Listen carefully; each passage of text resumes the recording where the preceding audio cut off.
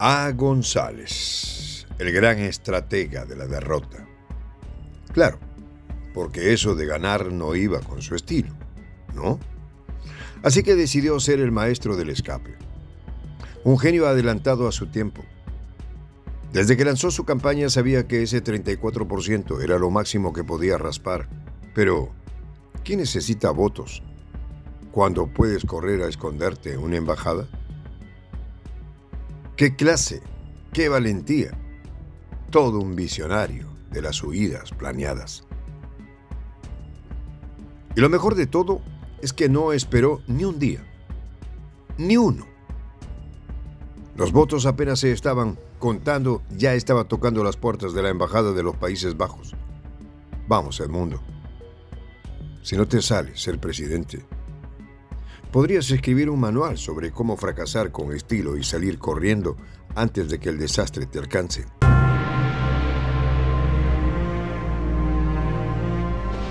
Voz de la Patria Grande.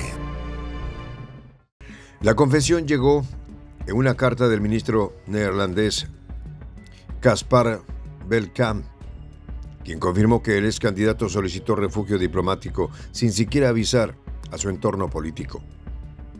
El gobierno venezolano, indignado por la violación de los protocolos internacionales, ha anunciado el envío de una nota de protesta a los Países Bajos por haber ocultado la presencia de González en su embajada.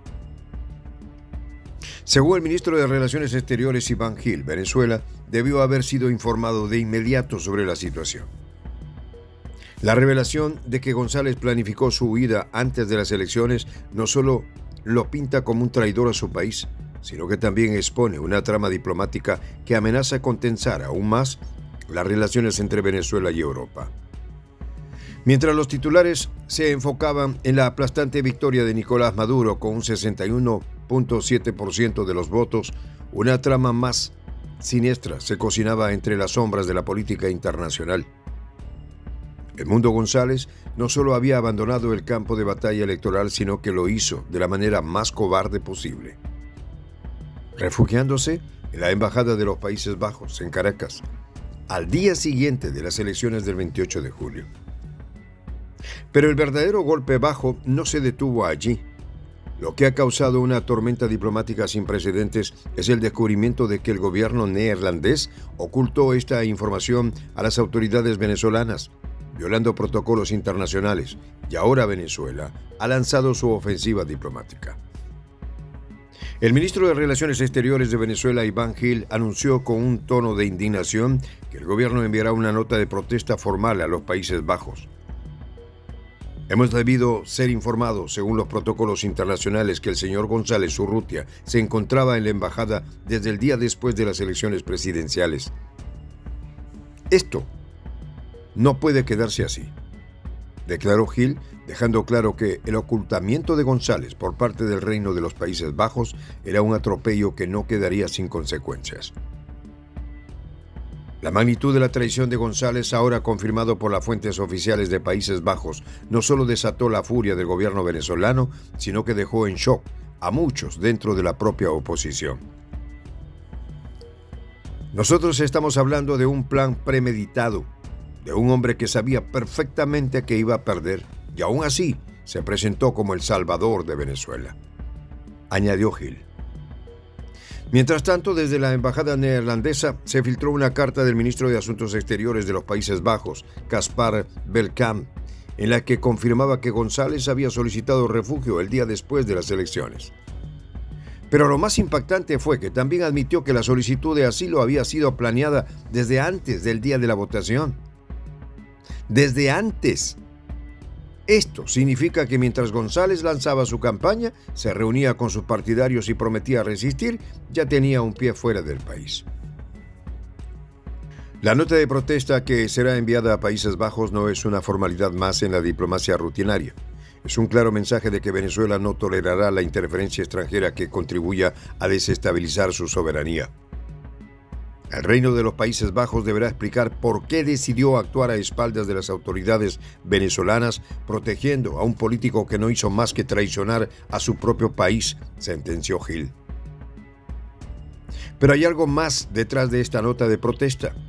La relación entre Venezuela y los Países Bajos ha sido tensa durante años.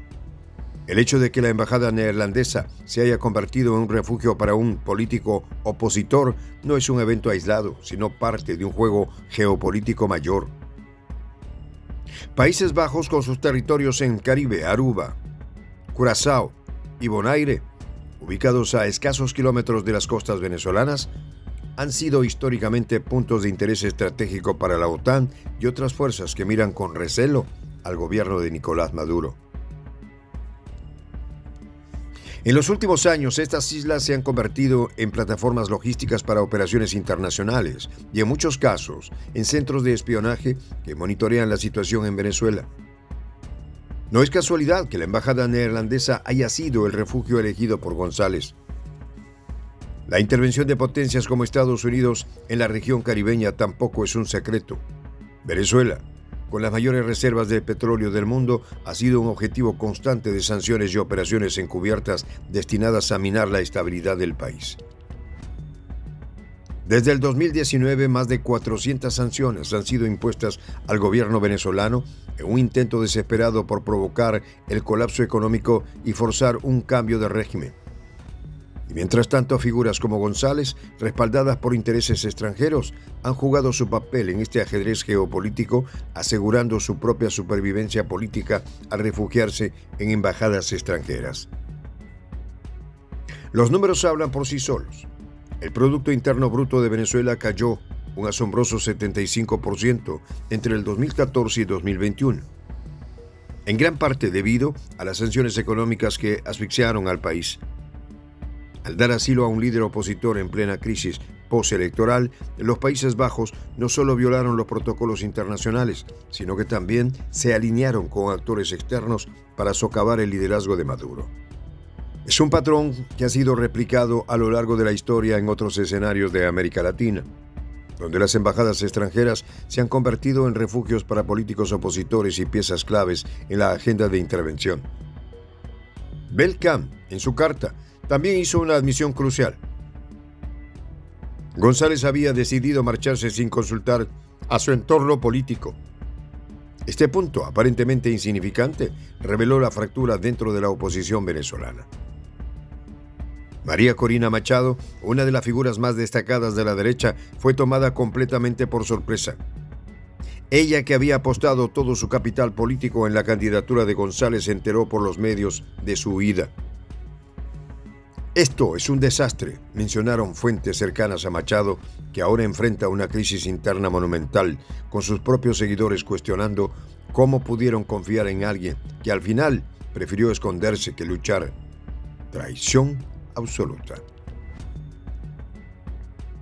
Para quienes observan desde afuera, esta nota de protesta parece ser solo una pieza más en el ajedrez diplomático. Pero para el gobierno venezolano es una oportunidad para señalar a la comunidad internacional que no tolerarán que ningún país, ni siquiera un bastión de la neutralidad europea como Países Bajos, interfiera en sus asuntos internos. No es solo Edmundo González quien traicionó a Venezuela, sino también aquellos que lo protegen y facilitan su huida, dijo Gil con firmeza. Las conexiones entre la derecha venezolana y ciertos intereses en Europa y Estados Unidos no son nuevas, pero la participación neerlandesa en este escándalo pone en evidencia cómo estos países han operado bajo la mesa. La nota de protesta enviada a los Países Bajos es más que un reclamo diplomático, es una advertencia de que Venezuela no tolerará más intervenciones encubiertas.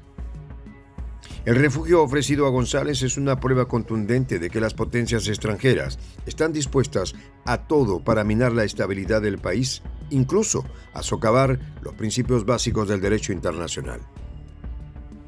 Y mientras Edmundo González disfruta ahora de su plácido asilo en España, en Venezuela sus seguidores aún intentan la traición. Él disfruta de una tranquilidad que jamás tuvo la intención de compartir con aquellos que lo apoyaron. Irónico, ¿no? Liderar una lucha desde la distancia, sin haber pisado el campo de batalla. Soy el J, Juan José del Castillo, director del canal Prensa Alternativa. Si quieres ser parte de la comunidad de la Patria Grande, suscríbete a nuestro canal. Si es que quieres que te lleguen las notificaciones cada vez que subimos un video, activa la campanita. Si quieres apoyar a nuestro canal económicamente, puedes hacerlo a través de PayPal. El enlace está en la descripción del video.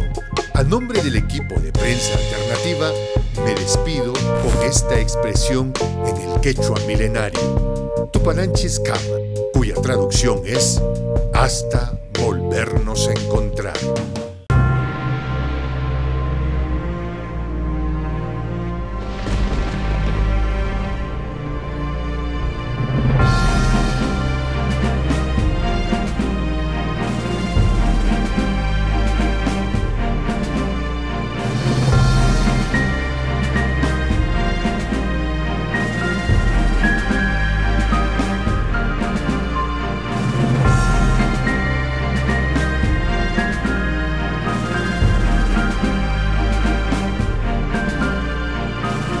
Voz de la Patria Grande.